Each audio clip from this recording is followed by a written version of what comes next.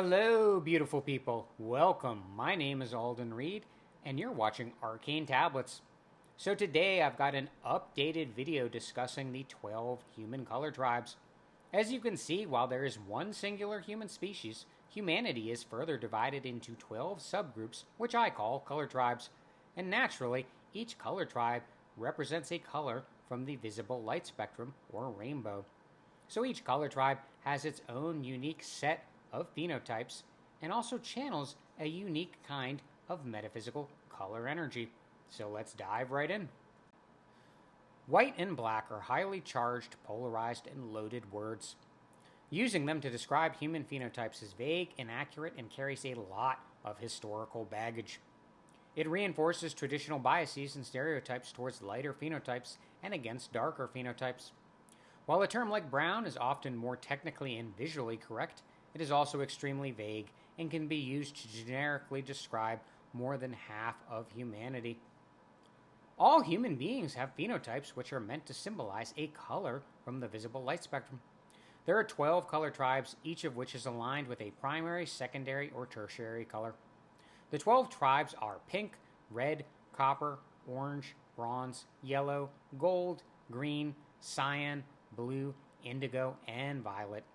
Each color tribe is associated with a range set of unique phenotypes and also has its own unique microfacial geometry. There are two kinds of melanin that influence human phenotypes: Eumelanin and Pheomelanin. Eumelanin is a pigment that comes in shades of brown and black, while Pheomelanin is a pigment that comes in shades of red and yellow.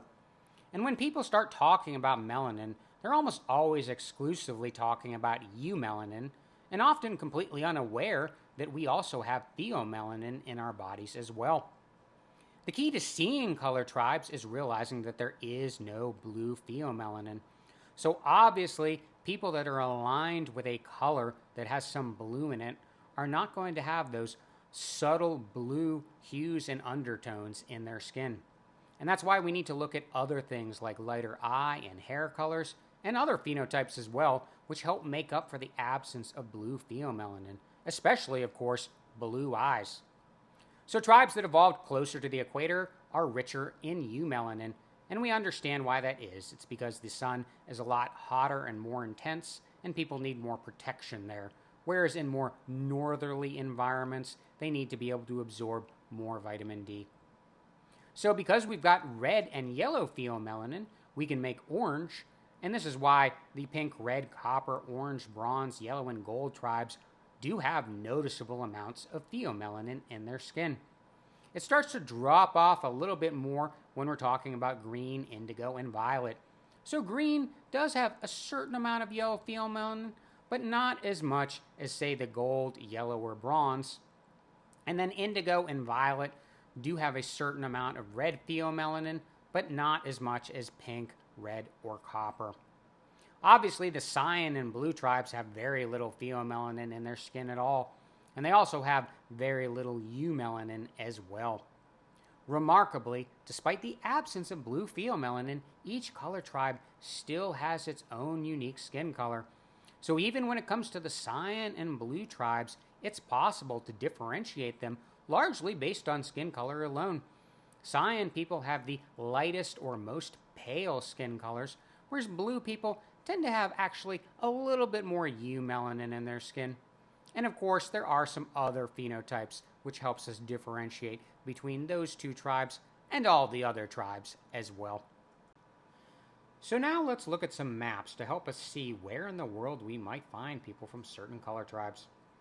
These core regions are really the homelands of each color tribe, or the areas where human beings evolved the specific phenotypes for which each color tribe is known. As we can see, the pink tribe is centered in Oceania, the red tribe in the Americas, the copper tribe in the Sahara and East Africa, the orange tribe in South Asia, the bronze tribe in Arabia and southern Iran, the yellow tribe in East Asia, the gold tribe in the Levant and North Africa, the green tribe in southern Europe and Anatolia, the cyan tribe in Western Europe, the blue tribe in Eastern Europe, the indigo tribe in sub-Saharan Africa, and the violet tribe in Northern Europe. As you might guess, the blank spaces on the map are more diverse areas that are not dominated by any one specific color tribe. Many of the people in these regions are also color blended, which we will talk about shortly. Of course, there are still plenty of people from other color tribes and color blended people in these core regions as well.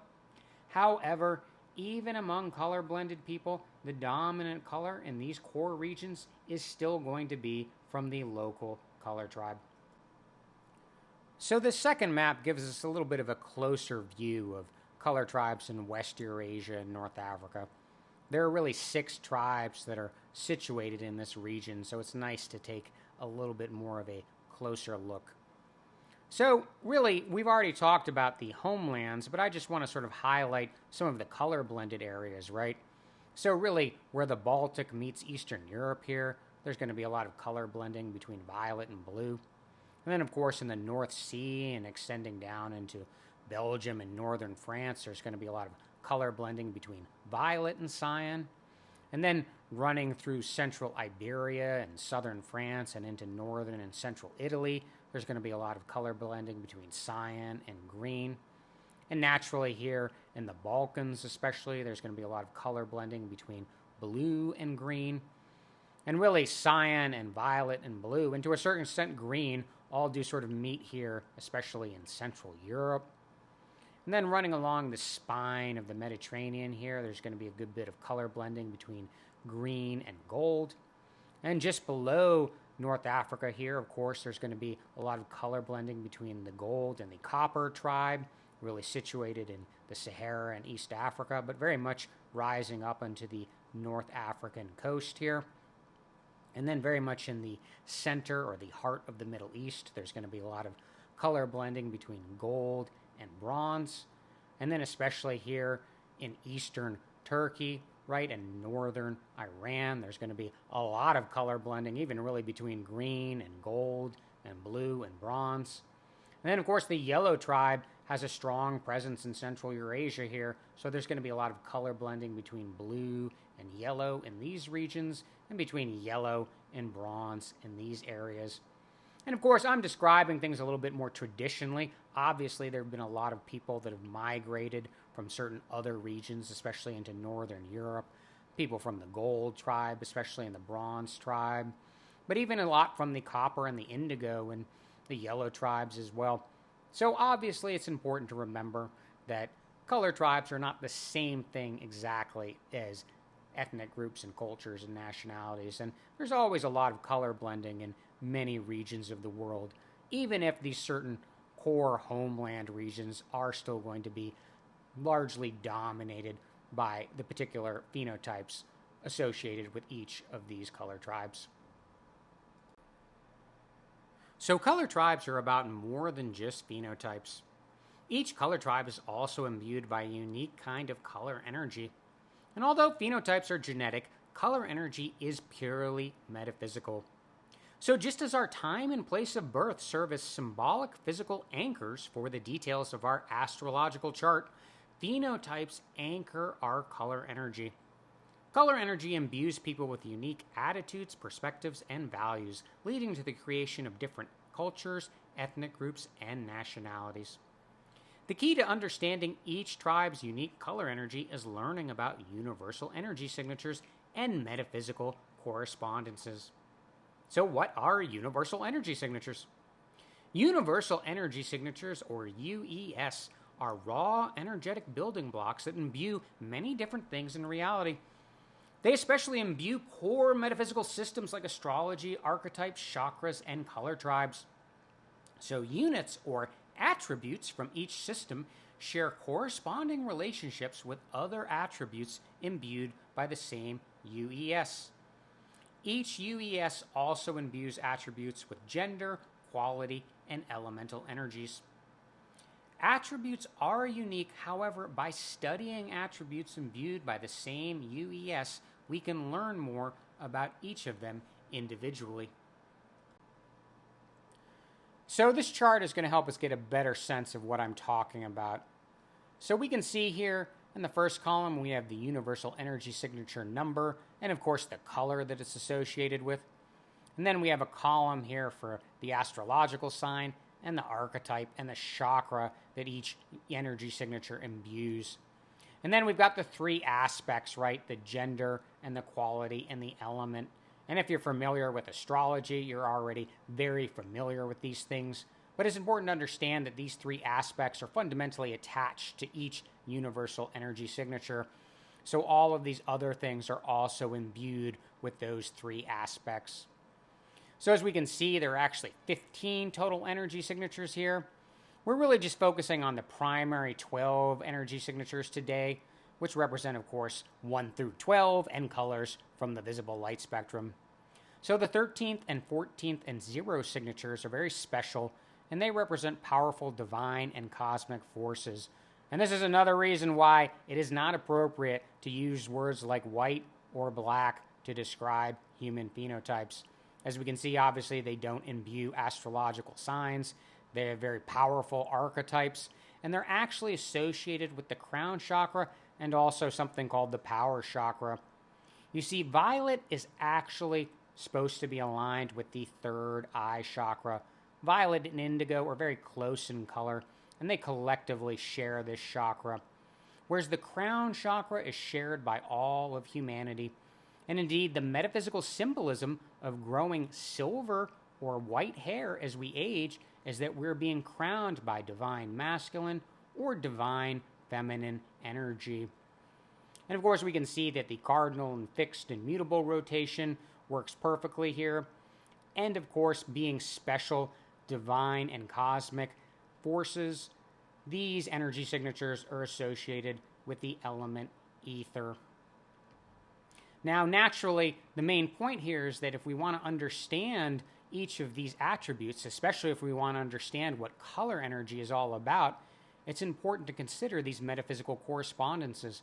So many of the ways we describe these other things, many of the qualities which Cancer and the healer and the sacral chakra represent, are also things that can help us understand what the orange people from South Asia are like and what particular attitudes and perspectives and values they bring to creating cultures, ethnic groups, and nationalities. So I want to just compare a little bit astrological energy and metaphysical color energy.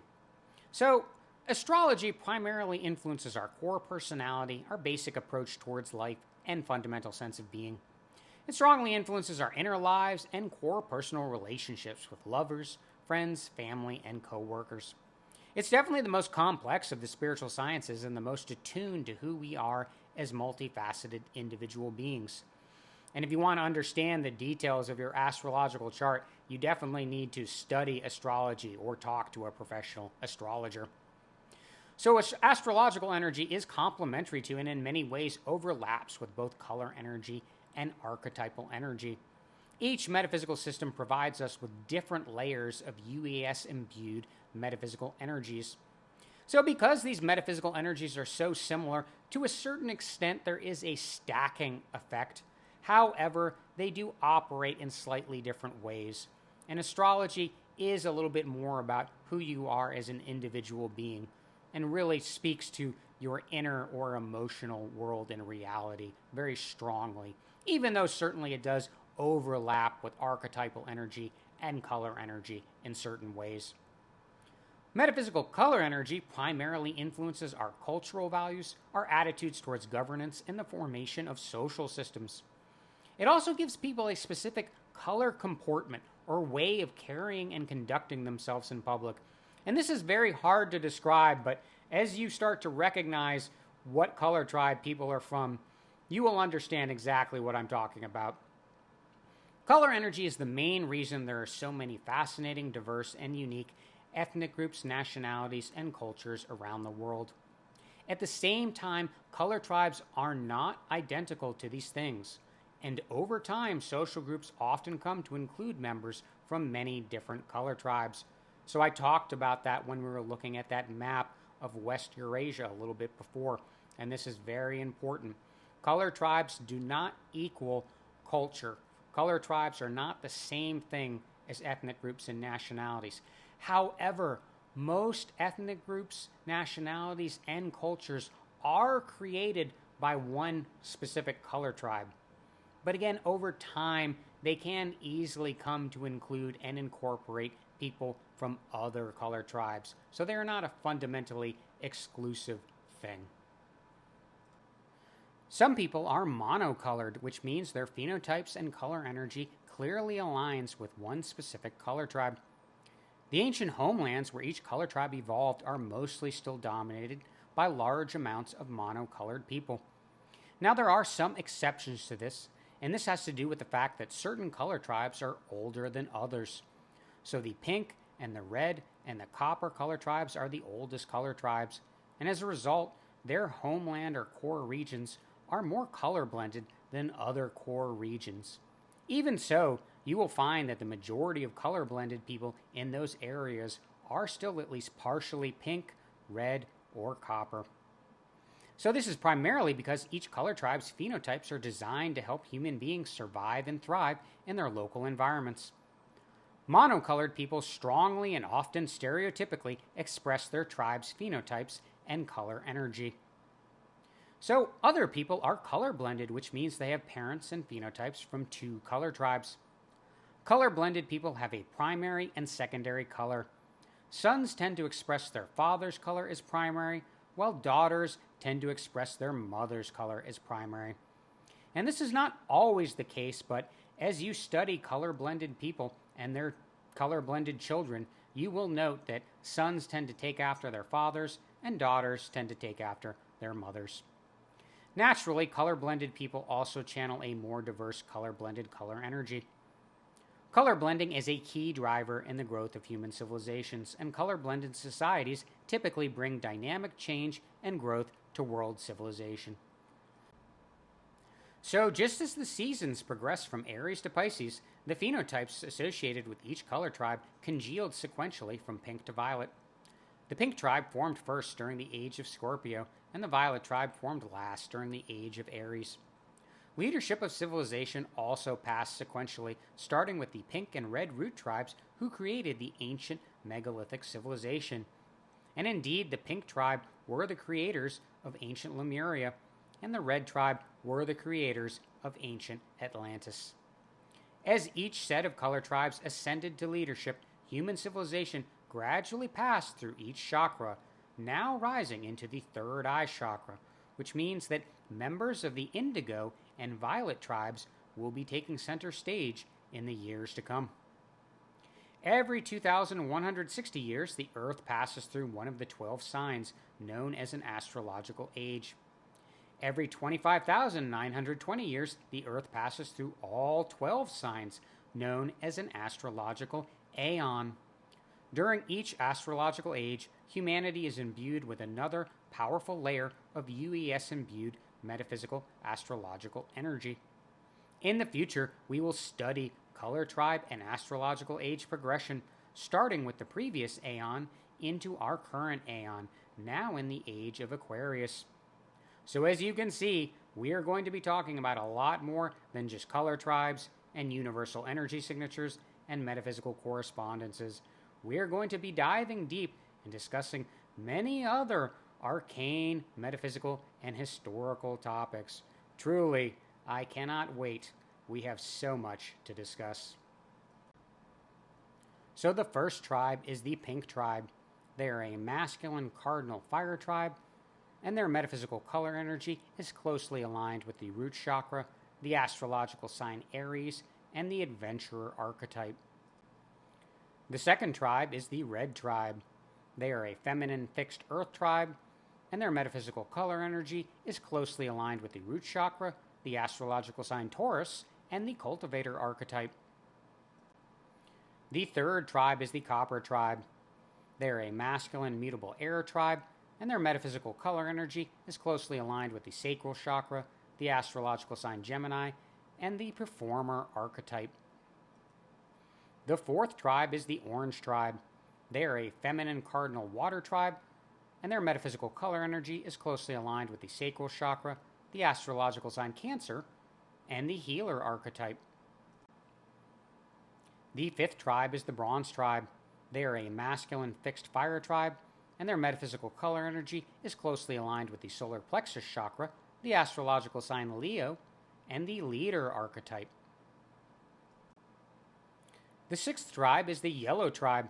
They are a feminine mutable earth tribe, and their metaphysical color energy is closely aligned with the solar plexus chakra, the astrological sign Virgo, and the organizer archetype. The seventh tribe is the gold tribe. They are a masculine cardinal air tribe, and their metaphysical color energy is closely aligned with the heart chakra, the astrological sign Libra, and the evaluator archetype. The eighth tribe is the green tribe. They are a feminine fixed water tribe, and their metaphysical color energy is closely aligned with the heart chakra, the astrological sign Scorpio, and the counselor archetype. The ninth tribe is the Scion tribe. They are a masculine mutable fire tribe, and their metaphysical color energy is closely aligned with the throat chakra, the astrological sign Sagittarius, and the teacher archetype.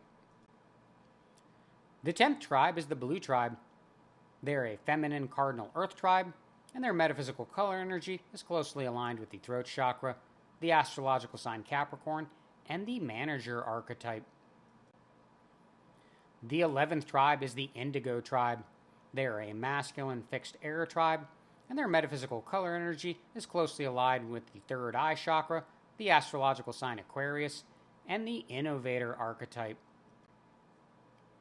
The 12th tribe is the violet tribe. They are a feminine mutable water tribe, and their metaphysical color energy is closely aligned with the third eye chakra, the astrological sign Pisces, and the dreamer archetype. So we do need to make a few things clear.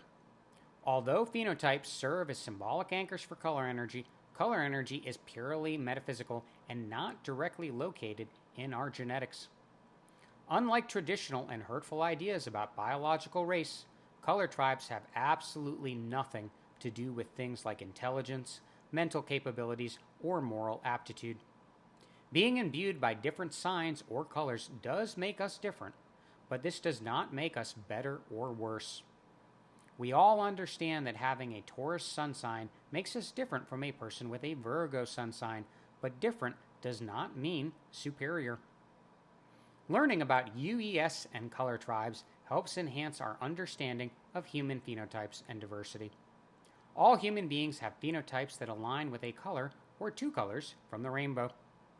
It is long past time to abandon the fixation on light and dark and leave the white, brown, black discourse behind.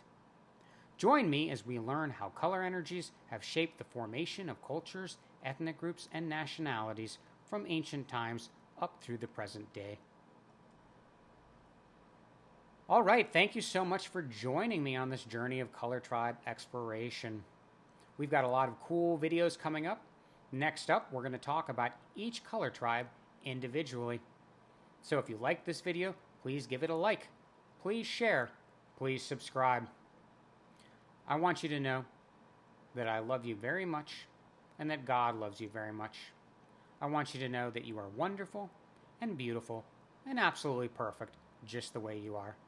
Many blessings, and we will see you again very soon.